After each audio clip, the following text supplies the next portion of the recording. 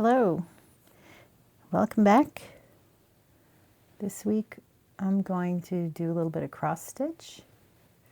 So I'm showing you here one of my favorite projects that I've ever done. This beautiful little fairy who is still awaiting a frame. I'm working on it. But what's cool about her, just like the angel on the cover picture, you can see there's beadwork in the project, and let me see, you can see the filament. I hope you can see the sparkle in the wings. And then there's some sequins and some detail work on the wings. So I've been doing cross stitch for many years now, and my first cross stitch with beads is the angel that was the cover picture here. And currently I'm working on this other project, which I'll zoom out and show you later. But I wanted to talk today about two things. One is that it's okay to be interested in more than one hobby. You don't have to be known as the person who just does coloring, or the person who just does illustration, or, you know, like, you're not a one-hit wonder. You can be, nothing wrong with that, but you don't have to limit yourself. My family would tell you that my house is full of the random different interests that I get into. Everything from coloring to cross stitch. Sometimes I do polymer clay. Sometimes I do beadwork, whether it's jewelry or making ornaments. If you look on my website, you'll see the hollow beaded ornaments that I do. It's just sort of, I work on whatever I'm in the mood to do. Practicing watercolors. Sometimes I go through phases where I do the same thing for a long period of time, or sometimes I do one thing in the morning and another thing in the afternoon. What I like about cross stitch is like my quiet weekend morning activity. If those of you who haven't done it before, it's quite simply cross stitching. So let me bring you up close so you can see all the little stitches that are in the project. This is the plain fabric. The one I'm working on now is a linen. And you just make little X's with different colors of floss, usually following a pattern, but you can design your own, I suppose. And then this is what my pattern page looks like. And all these different little numbers and symbols represent a different color. And as I finish using that color, I use this erasable highlighter by Friction Pilot. And it's great because if I make a mistake coloring in the chart, I can erase it again. I started using this orange color, and I used so much of it I ran out. I had to switch pens, dried out my other pen. So right now I'm going to be working on this particular color pattern. This is a navy blue. So I'm going to fit it in here, and it's so much fun, such a challenge. It is one of those, like, it's a very cozy activity. My husband gets a kick out of, sometimes I like to work on this while also watching some sort of period drama on TV, so it feels like I'm in the time period while working on it. And it's just, I don't know, it's very relaxing. Some people find it stressful. It can be if you have to they call it frogging it out. Like if you make a mistake and you have to pull out all the threads to start it over again, you counted wrong or something like that. I'm hoping I'm keeping it within the frame. I have this really zoomed in because this is very, very tiny. Like, and it's easy to lose your spot where you were working if you're not paying attention. But you can see my finger looks huge with this zoomed in, showing you where it's at. I'll zoom out a little bit more so you can see. So it's kind of fun the way I'm doing this. This is such a big pattern that it's got such tiny little squares to it. I've been working on this design for around 10 years. Now, mind you, I don't do this every day. I go through phases. There have been times where for a year or so I haven't touched it, which contributes to the discoloring of the fabric over here, which I'll take care of when I'm done. I'll wash it gently. But, you know, you come back to it. It waits there for you as long as you've kept your coloring in going well. It waits for you. And I'm nowhere near finishing it. At this rate, I don't know, could take me another 5 years or more to finish it. But the point is, with this, what I like about cross stitch is it's a relaxing moment of zen. I'm in the moment while I'm working on it. But also, it teaches perseverance. Perseverance is an important quality in a creative person, because sometimes what we're creating, we don't always see the results for right away. Sometimes it takes a while to see where it's going to go. Have you ever crocheted a scarf? That can't be done in a minute.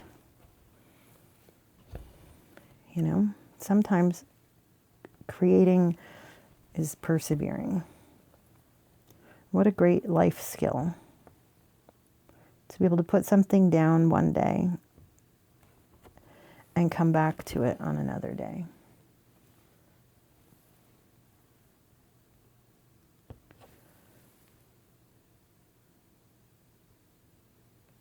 Not an easy thing to do. So what do you do to motivate yourself to get back into something that you haven't touched in a long time? What do you do to trick yourself or get yourself started? I know sometimes for me, the act of getting started can be the real challenge. But once I get started, I'm like, oh yeah, this is fun. I forgot how much fun this was, and I keep going. So it's almost like I have like a quality in me that doesn't want to start it, or it feels overwhelmed getting back into it, feeling overwhelmed that I didn't finish it before and I still have it to finish. Now it feels like a chore. And I don't know why my brain tells me that, because I chose it to do in the first place because I enjoyed it. So why am I suddenly seeing something I like to do as a burden? And I think part of that is because there are actual real world chores that I am avoiding when I do something creative. And I use them as a weapon against myself, I guess. I talk myself out of doing something. Oh, you know, you really should vacuum. You can't sit right now and do this. You have dishes to do. You gotta clean the bathrooms. You got laundry. There's just so many things to do. And those things will always be there, or sometimes somebody else can do them. It can wait, or it can be done by another. And I find sometimes I bring the best version of myself to other chores if I've taken the time to do something creative that I enjoy doing.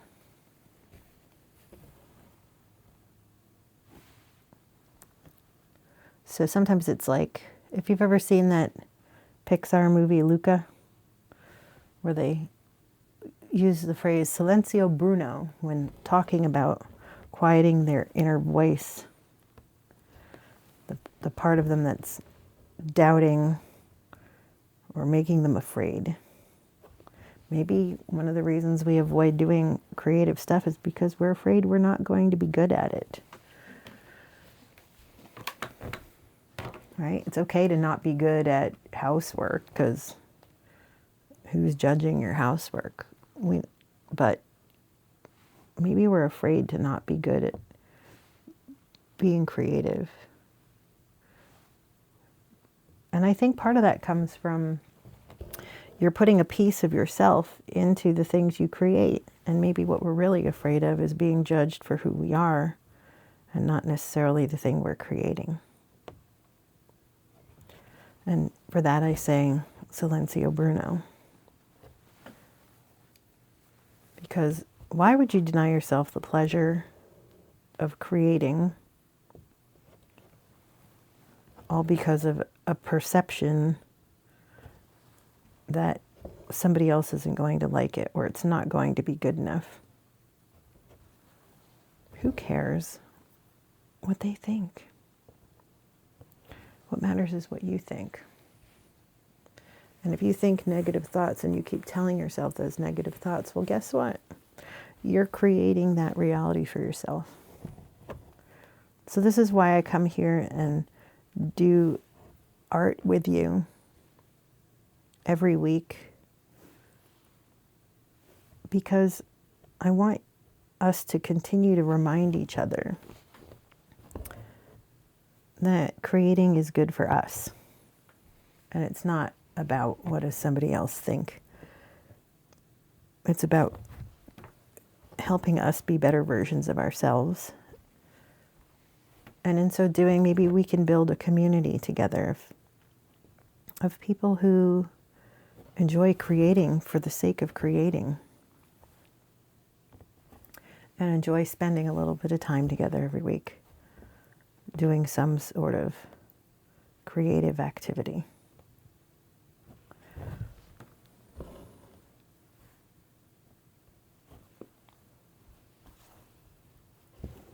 So with that in mind, I want to share with you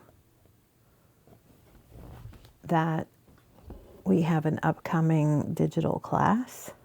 If you go to our website or go to our Instagram, find the link. It's theleapingfae.com or at theleapingfae on Instagram.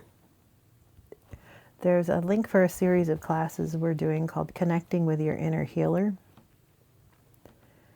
And the person teaching the class, or leading the class rather, is the poet and author Christina Norcross, who,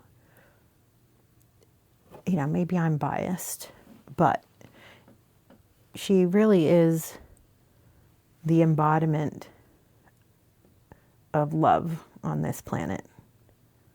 She is just so genuinely caring and wants everyone to learn to love each other, love themselves, and just wants the world to be a better place. And it's like an angel on earth.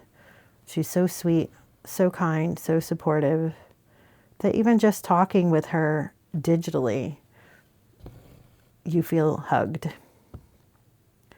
So I encourage you to sign up for that class, because she's just amazing and it's worth it just to meet her. But it's going to be December 15th, and there's going to be a session every month, 3 more sessions after. And it's how to heal your inner self. connect with that inner healer using her book called The Poetry Apothecary as a structure. It's going to be really amazing. I'm looking forward to it. So one way to heal yourself through poetry and writing. And then we have another class on December 14th for people who are local in the New Jersey, Ocean County area. The illustrator Zoe Pena is going to be teaching a class at Insectropolis in Toms River. And maybe I'm biased because Zoe Pena is my kid, and I find them to be an amazing personality. But when you hear them talk about the critters through the series that they're going to teach how to draw the different critters. The first one is Rosie the tarantula. This kid knows their stuff, great illustrator, but also a super smart, scientific mind and highly entertaining personality. So worth going to that class. That's in person at Insectropolis in Toms River, New Jersey. So if you can make it to that, you can register online on our website or in person at the museum.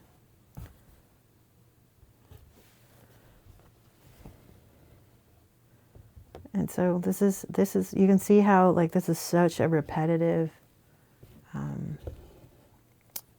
motion, super easy to do, just making tiny little squares. And let me pause and show you. I'll zoom out so you can get a feel for this 10-year project that I've been working on. And this is how far I've gotten so far in 10 years. So you can see how big this is so far. This is about 9 or 10 inches wide so far. There's going to be at least another 3 inches wider on the side. And it's this beautiful pattern that I got online and doing it with super, super tiny stitches. Perseverance. Keep going. No one's got to stop watch on you when you need to be done by. Just enjoy doing the art and take the time for yourself.